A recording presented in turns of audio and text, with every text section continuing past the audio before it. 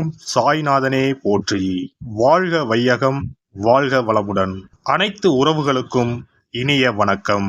நிகழும் ஸ்ரீ மங்களகரமான சோபகிருது ஆண்டு மார்கழி மாதம் 15ஆம் தேதி பின்னிரவு 16ஆம் தேதி முன்னிரவு திங்கள் கிழமை அன்று பஞ்சமியும் மகம் நட்சத்திரமும் பிரீத்தி நாமயோகமும் கௌளவ கர்ணமும் சித்தயோகமும் கூடிய சுபயோக சுபதினத்தில் உதயாதி இரவு 12 மணிக்கு கன்னியா லக்னத்தில் ரிஷப நவா அம்சமும் மகர திரிகோணமும் கொண்டு இந்த சீர்மிகு ஜனவரி மாதம் பிறக்கிறது.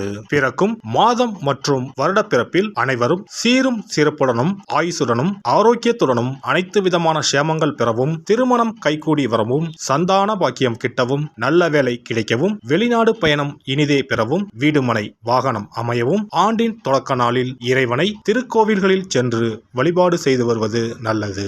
இந்த ஆண்டு சிவனுக்கும் விநாயகருக்கும் உகந்த நட்சத்திரமான சுவாதி நட்சத்திரத்தில் பிறக்கிறது. மண்ணில் வாழும் மக்களுக்கு பொன்னும் பொருளும் போகமும் செல்வாக்கும் சொல்வாக்கும் இன்னும் பெருகும். கன்னியர்களின் கவலைகள் தீரவும், காளையர்களுக்கு நல்ல உத்தியோகம் கிடைத்திடவும், எண்ணிய காரியங்கள் எளிதில் நிறைவேறவும், தைரியஸ்தானத்தில் இருக்கும் லக்னாதிபதி புதனுக்கு உகந்த தேவதையான ஸ்ரீமன் நாராயண சுவாமி மற்றும் மகம் நட்சத்திரத்திற்கு உகந்த தேவதையான விநாயகரையும் வணங்கி வர அனைத்தும் நிறைவேறும். கிரக நிலைகளை பார்க்கும் போது உலா வரும் நவ கிரகங்களும் சாரா பலத்தின் அடிப்படையில் சந்தோஷங்களை அள்ளித்தரும் கிரக அமைப்பில் இருப்பது நன்மையே. மிதுனராசி அன்பர்களே, உங்களின் கிரக நிலைகளை ஆராய்ந்து பார்க்கும்போது சுகஸ்தானத்தில் கேது, ரண ருண ரோகஸ்தானத்தில் சுக்கிரன் புதன், கலஸ்திரஸ்தானத்தில் சூரியன் செவ்வாய், பாக்கியஸ்தானத்தில் சனி, தொழில் ஸ்தானத்தில் ராகு, லாபஸ்தானத்தில் குரு என கிரக நிலைகள் உள்ளன. இம்மாதம் 8ஆம் தேதி அன்று புதன் பகவான் ரண ருண ரோகஸ்தானத்தில் இருந்து கலத்திரஸ்தானத்திற்கு மாறுகிறார். 15ஆம் தேதி சூரிய பகவான் கலத்திரஸ்தானத்தில் இருந்து அஷ்டமஸ்தானத்திற்கு மாறுகிறார். 18ஆம் தேதி சுக்கிர பகவான் ரண ருண ரோகஸ்தானத்தில் இருந்து கலத்திரஸ்தானத்திற்கு மாறுகிறார். 27ஆம் தேதி அன்று புதன் பகவான் கலத்திரஸ்தானத்தில் இருந்து அஷ்டமஸ்தானத்திற்கு மாறுகிறார். காலம் தாழ்த்தாமல் எதையும் உடனுக்குடன் செய்து முடிக்க வேண்டும் என்ற வேகம் கொண்ட மிதுன ராசினரே, நீங்கள் எடுக்கும் முடிவு மிகவும் ஆராய்ந்து எடுக்கப்பட்டதாக இருக்கும். இந்த மாதம் திடீர் கோபம் ஏற்படலாம், நெருக்கடி நிலை காணப்படும். புதிய முயற்சிகளில் ஈடுபடுவதை தள்ளி போடுவது நன்மை தரும். பயணங்களால் வீண் அலைச்சல் ஏற்படலாம், ஆனாலும் பணப்புழக்கம் திருப்திகரமாக இருக்கும். தொழில் வியாபாரம் வழக்கம் போல் நடக்கும். வாடிக்கையாளர்களிடம் அனுசரித்து பேசுவது நல்லது. லாபம் குறைவது போல் இருந்தாலும் பணவரத்து திருப்தி தரும். உத்தியோகத்தில் இருப்பவர்களுக்கு உழைப்பு வீணாகும். மேல் அதிகாரிகளிடம் அனுசரித்து செல்வது நல்லது. சக பணியாளர்கள் உங்களுக்கு ஆதரவாக இருப்பார்கள். குடும்பத்தில் இருப்பவர்களிடம் கோபமாக பேசுவதை தவிர்த்து இதமாக பேசுவது நல்லது. கணவன் மனைவிக்கு இடையே ஒருவரை ஒருவர் அனுசரித்து செல்வது நன்மை தரும். குழந்தைகள் எதிர்கால நலன் பற்றி சிந்திப்பீர்கள். உங்களது உடைமைகளை கவனமாக பாதுகாத்துக் கொள்வது நல்லது. நண்பர்கள் மூலம் அனுகூலம் ஏற்படும். பெண்களுக்கு எந்த காரியத்திலும் நெருக்கடியான நிலை உண்டாகும். வீண் அலைச்சல் ஏற்படும். பண வரத்து திருப்தி தரும். அரசியல்வாதிகளுக்கு தொண்டர்களின் தேவைகளை முழுமையாக பூர்த்தி செய்வீர்கள். உங்கள் முயற்சிகள் அனைத்தும் வெற்றி பாதையை நோக்கி செல்லும். கட்சி தலைமையிடம் நல்ல பெயர் வாங்குவீர்கள். சமூகத்தில் உங்கள் அந்தஸ்து உயரும். கலைத்துறையினருக்கு புதிய வாய்ப்புகள் தேடி வரும். அவற்றில் உங்கள் திறமையை வெளிப்படுத்தி ரசிகர்களின் ஆதரவை பெறுவீர்கள். உங்கள் செல்வாக்கு உயரும். பண வரவு அமோகமாக இருக்கும். புதிய வாகனம் வாங்குவீர்கள். மாணவர்களுக்கு பாடங்களை படிக்க வேண்டிய கட்டாயம் உண்டாகும். ஆசிரியர் மற்றும் சக மாணவர்களிடம் அனுசரித்து செல்வது நல்லது. நட்சத்திர பலன்கள். மிருகசிரீசம் 3 மற்றும் 4ஆம் பாதங்கள். இந்த மாதம் பேச்சு திறமையால் காரியங்களை சாதகமாக செய்து முடிப்பீர்கள். அலைச்சல் குறையும்.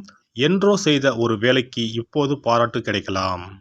குடும்பத்தில் மகிழ்ச்சி நிலவும். உறவினர்கள் வருகை இருக்கும். திருமணம் போன்ற சுபகாரியம் நடக்கும். நிலம் வீடு மூலம் லாபம் கிடைக்கும். கலைத்துறையினருக்கு விருப்பங்கள் கைகூடும். அக்கம் பக்கத்தினருடன் அனுசரித்து செல்வது நன்மை தரும். மனம் மகிழும்படியான காரியங்கள் நடக்கும்.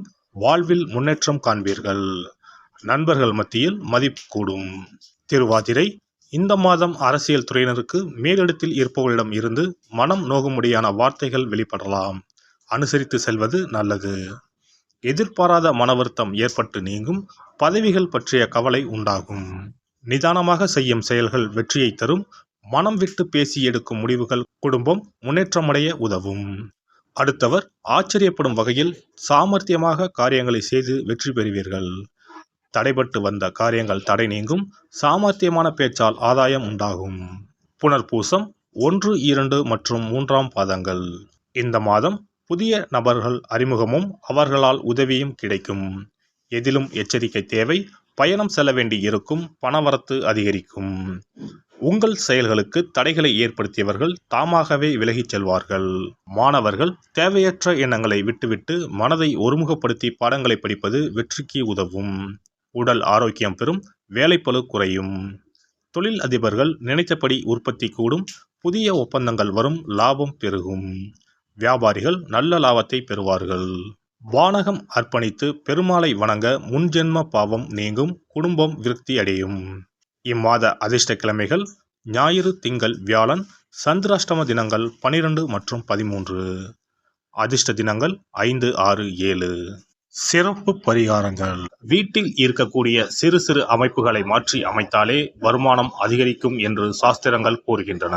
அந்த வகையில் பணம் குறைவதற்கான காரணம் என்ன? வருமானம் அதிகரிக்க அலமாரியை எப்படி வைத்திருக்க வேண்டும்? வீட்டை எப்படி வைத்திருக்க வேண்டும் என்பதை பார்ப்போம்.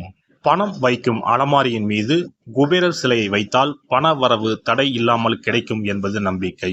குபேரன் இருக்கக்கூடிய இடம் வடக்கு. எனவே அலமாரியின் மீது குபேரன் சிலையை வைக்கும் பொழுது வடக்கு திசையை நோக்கி வையுங்கள். சிறப்பான பணவரவு உண்டாகும். பணம் வைக்கக்கூடிய அலமாரியில் தங்கம் மற்றும் வெள்ளி போன்ற பொருட்கள் இடம்பெறலாம். இவற்றை ஒரு சிறிய கண்ணாடியில் தெரியும்படி லாக்கருக்கு உள்ளே அமையுங்கள். அந்த இடத்தில் பச்சை நிற புடவை உடுத்திய கஜலட்சுமி படம் ஒன்றை வையுங்கள். பணத்தை ஈர்க்கக்கூடிய பச்சை கற்பூரம், கிராம்பு, ஏலக்காய் போன்ற வாசனை மிகுந்த பொருட்களை போட்டு வையுங்கள். உங்க பீரோ இப்படி இருந்தால் பணம் குறையாது, சேர்ந்து கொண்டே இருக்கும். பணம் வைக்கும் அலமாரியின் உள்ளே மற்ற தேவையில்லாத பொருட்களை அப்புறப்படுத்துங்கள். புதிய துணிமணிகள் அல்லது அனுதினம் பயன்படுத்தக்கூடிய துணிமணிகளை அழகாக நேர்த்தியாக அடுக்கி வையுங்கள். பூச்சிகள், தூசுகள் சேராமல் ரசக்கற்பூரத்தை போட்டு வையுங்கள். கூர்மையான ஆயுதங்கள் அல்லது இரும்பு சார்ந்த பொருட்களை வைக்காதீர்கள். இது சனி தோஷத்தை ஏற்படுத்தும். பணத்தை சேரவிடாது தடுக்கும். பணம் வைக்கக்கூடிய இடத்தில் சிவப்பு நிறம் சார்ந்த பொருட்கள் இருப்பது நல்லது. ஆனால் கருப்பு நிற பொருட்களை தவிர்ப்பது உத்தமம். லட்சுமி தேவிக்கு சிகப்பு உகந்தது என்பதால் சிகப்பு நிற துணிகளை அல்லது பொருட்களை அடுக்கி வைக்கலாம். ஆனால் கருப்பு நிற துணிமணிகள் மற்றும் பொருட்களை அங்கிருந்து அப்புறப்படுத்துவது நல்லது. இதுவும் பணத்தடையை உண்டாக்கக்கூடிய ஒரு விஷயமாக இருக்கிறது. உங்கள் வீட்டின் பீரோவிற்கு பின்னால் பழைய கிழிந்து போன பாய் அல்லது துடைப்பம் வைப்பது அதிர்ஷ்டத்தை தடுக்கும் செயலாகும். கிழிந்து போன, நைந்து போன துணிமணிகள், பாய், துடைப்பம் போன்றவற்றை ஒருபோதும் வீட்டில் வைத்திருக்க கூடாது. அதை குப்பை தொட்டியில் போட்டு விடுங்கள். வீண் விரயம், மருத்துவ செலவுகள், அனாமத்தாக பணம் செலவழிவது போன்றவை இருந்தால் உங்களுடைய வீட்டில் இருக்கக்கூடிய கழிவறை மற்றும் பாத்ரூம் கதவுகளை எப்பொழுதும் மூடி வைத்திருக்கிறீர்களா என்பதை கவனியுங்கள். பழங்காலங்களில் இவை வெளியே இருந்தன. ஆனால் மாடர்ன் உலகில் வீட்டிற்கு உள்ளே இருப்பதால் இவற்றை திறந்த நிலையில் வைத்திருந்தால் பணமானது வீண் செலவழியும் என்று வாஸ்து சாஸ்திரம் கூறுகிறது. வீட்டின் பின்புறம் ஒற்றை மரம் இருப்பது நல்லதல்ல. ஒற்றை மரம் பின்புறம் இருந்தால் குடும்பத்திற்கு ஆகாது. சண்டை சச்சரவுகள் அடிக்கடி வரும் என்று நம்பப்படுகிறது. மேலும் இது பணத்தடையை ஏற்படுத்தி வருமானத்தை குறை செய்யும். மரம் வளர்த்தால் இடைவெளி விட்டு நிறைய மரங்களை வளருங்கள். எல்லாம் வல்ல இறையருளால் நீங்களும் உங்கள் அன்பு குடும்பமும் உடல் நலம், நீலாயுள், நிறை செல்வம், உயர் புகழ், மெய்ஞானம் ஓங்கி வாழ்க வளமுடன்.